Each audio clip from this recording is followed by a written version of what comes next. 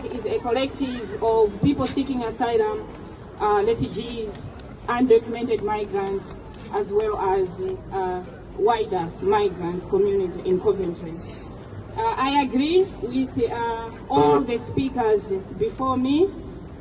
All progress has been achieved by a protest. All human progress, from votes to housing to education to science, all change faces a barrier from the existing order. This is why we have to protest. It is not an option, it is not an extra, but it is a duty.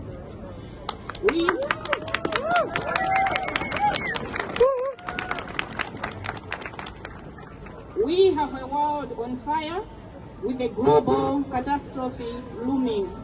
We have a government that wants to drown refugees, the same refugees they have created. Criminalizing a protest is already a reality for us, as our existence is resistance. Our refusal to go back, it costs us imprisonment.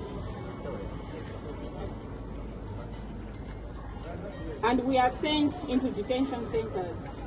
One of my friends, actually, he chooses to sleep rough than to sleep in a house. Why? Because the space that he has in that house is so small that he has to fold his legs throughout the night. By morning, he cannot walk. Does that remind us of something? For me, it reminds me of my ancestors under the deck in the ships. We ended slavery by a protest. We will end the hostile environment by protesting.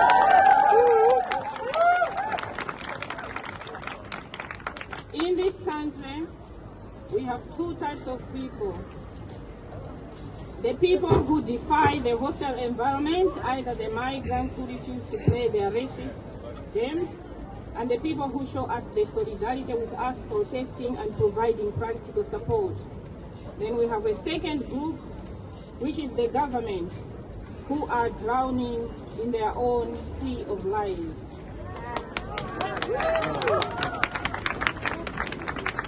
We are a way more of us. We are powerful and united than they are. But they are also better organized, and so we are fighting an uphill battle. But we have won in the past, and we can win. The very fact that I'm here speaking is an act of defiance.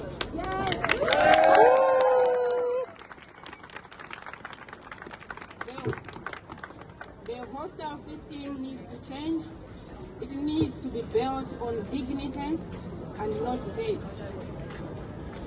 Quoting the words of Zora Huston, she said, "If you are silent about your pain, they will kill you and say you enjoyed it."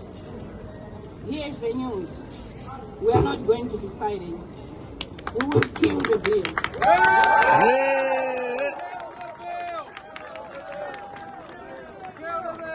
And we will enjoy doing it. So